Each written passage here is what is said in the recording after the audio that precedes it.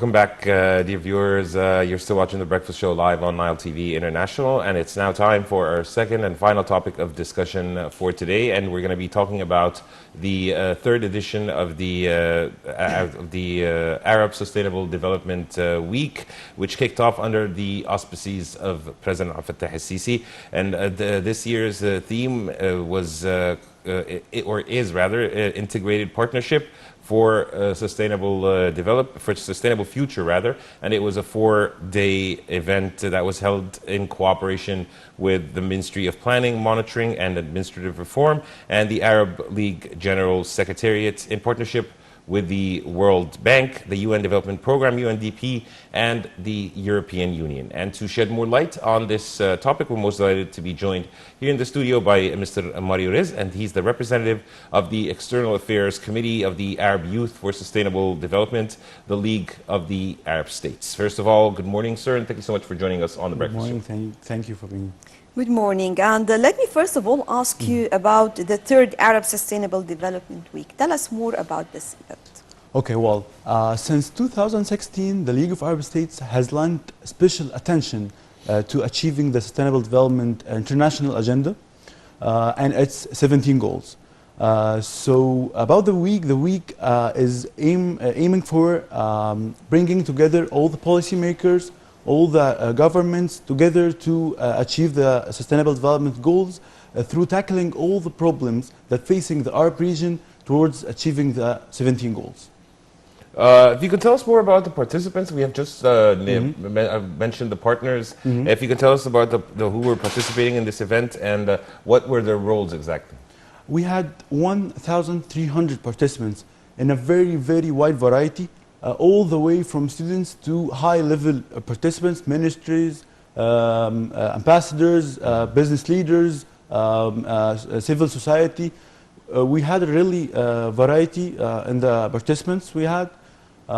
Because our aim is to bringing all these policymakers, all these parties together towards achieving our goals. Let me ask you about the outcome of the, actually we have three themes.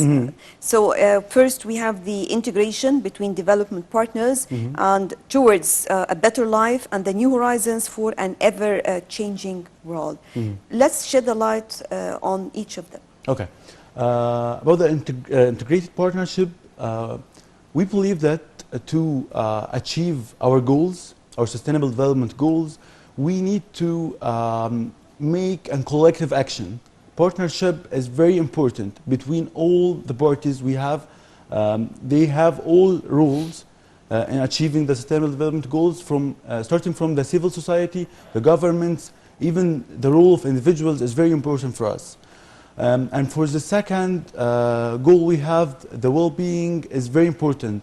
We are supporting health, we are supporting education, we are supporting the morals of humanity, we are supporting every role of every individual to achieve the goals we have.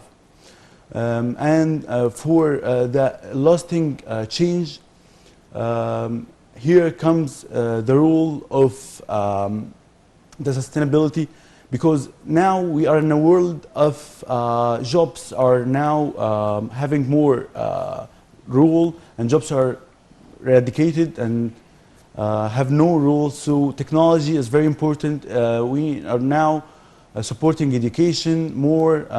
We are supporting innovative ideas, innovative solutions to achieve our goals. Yes. Also, Mr. Mario, if you can tell us more about the topics that were tackled or highlighted during the sessions of the 4-day event. Of course, the main topics. We have a wide variety of topics, starting from the peace between all the conflict areas in the world, because our participants are not only from the Arab region, but we have participants from all over the world. Starting from the peace issues rising all over the world, and smart technologies supporting the green buildings, the role of youth scientists in achieving the Sustainable Development Goals, also the youth initiatives rising in the Arab region. All the youth initiatives have like talks to more talk about their ideas, their innovative solutions. They can help towards achieving our goals. Yes. To what extent we can say that youth can take benefit out of this? I mean the gathering. Sometimes we say that when you bring youth from different universities, they will take great benefit. So what about the idea of bringing youth from different, as you mentioned, not only Arab countries, we're bringing youth from different parts in the world with different cultures, different nationalities, different beliefs, and they are sitting together. Definitely the outcome will be something that is really unique. We believe that capacity building is very important.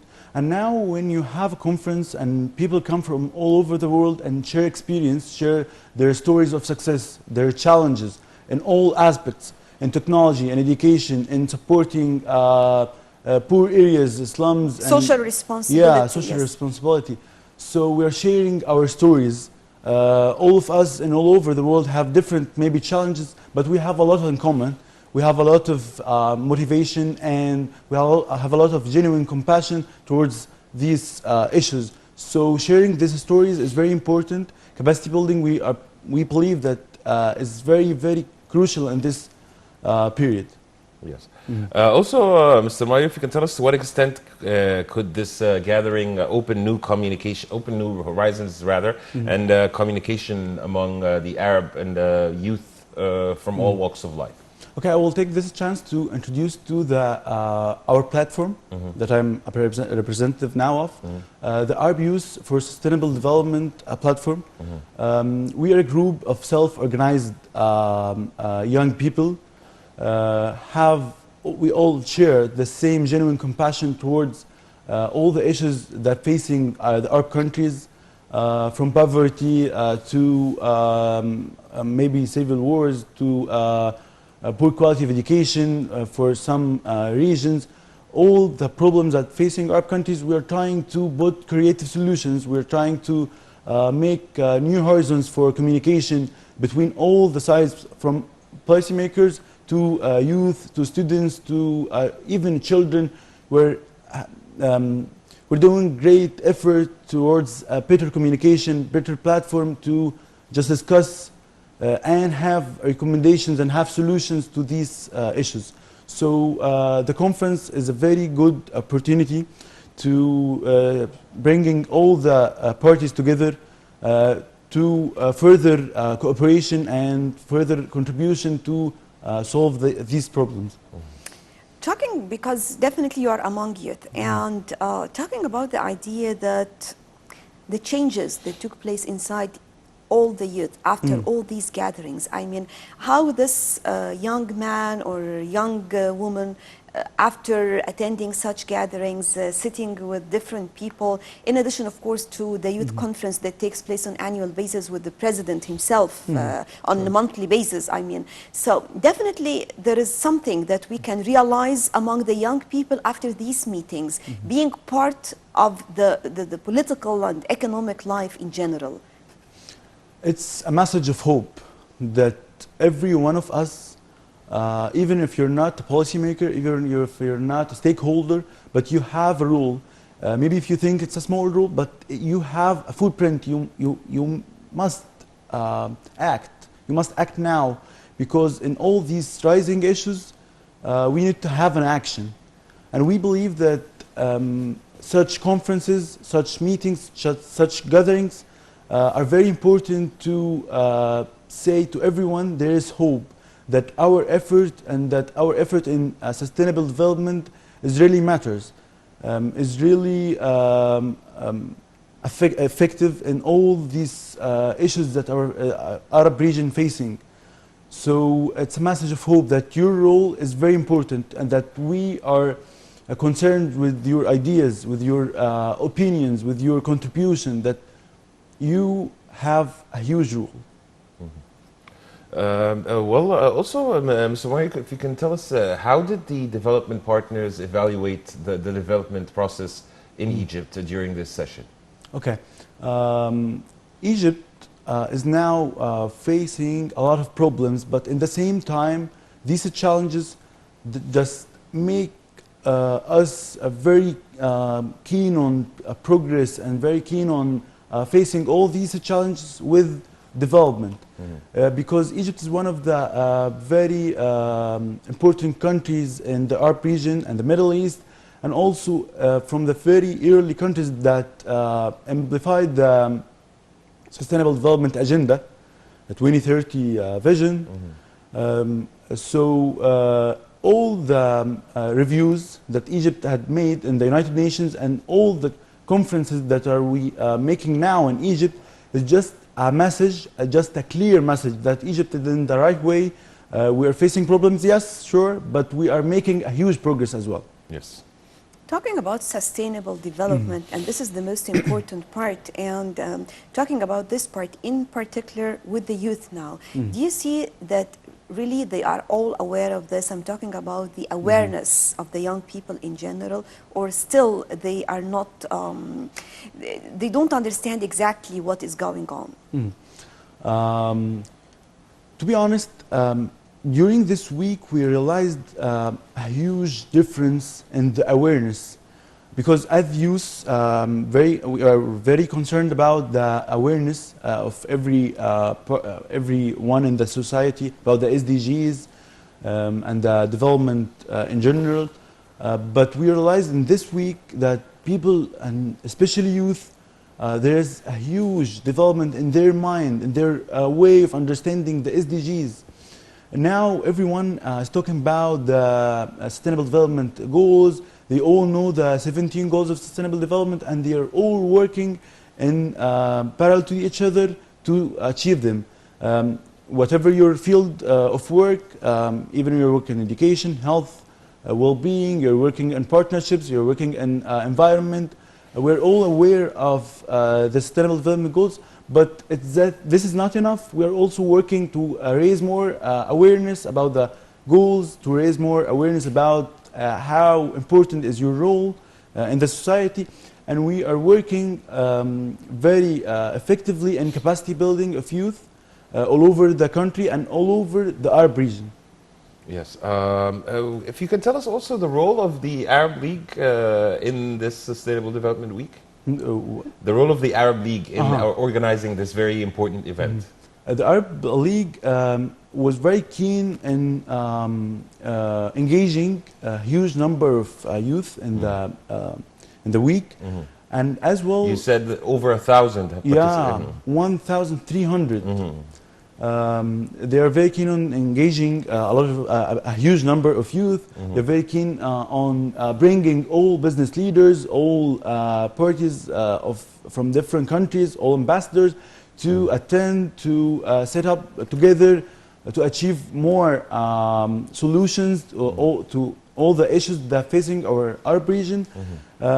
They give us the full support as youth to implement our ideas, to talk about our visions, our innovative ideas.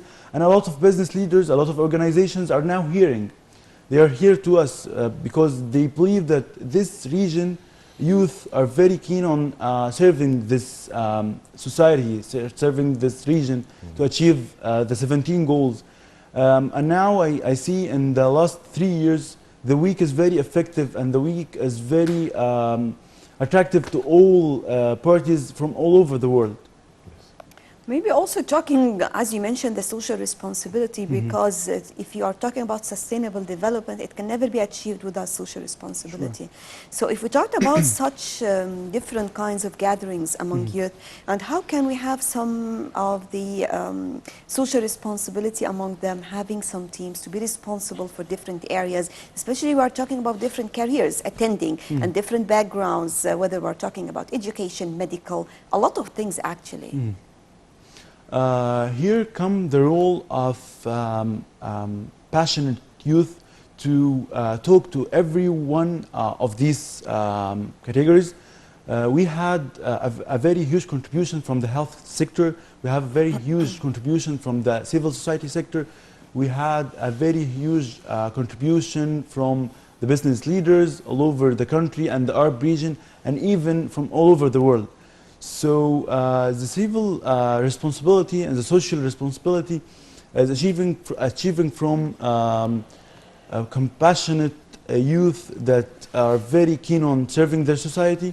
And now people are very attracted to the idea of engaging more youth, the idea of doing more effort into capacity building, into innovative solutions, into green buildings as well. We are now talking about a new era of attention to achieving an international agenda. Yes. We're running out of time, but we do appreciate your insight. Mario Rizk, representative of the External Affairs Committee of the Arab Youth for Sustainable Development, the League of the Arab States. Thank you so much for joining us on the Breakfast Show on Nile TV. Thank you so much for inviting me to be with you. And dear viewers, by this we come to the end of today's episode of the Breakfast Show. We talked about the anniversary marking Prophet Muhammad's birthday, and we also talked about the third Arab Development Week. And dear viewers, you're in the company of Nashwa Rashid and myself, Karim Gamaluddin. Until we meet again, this is goodbye.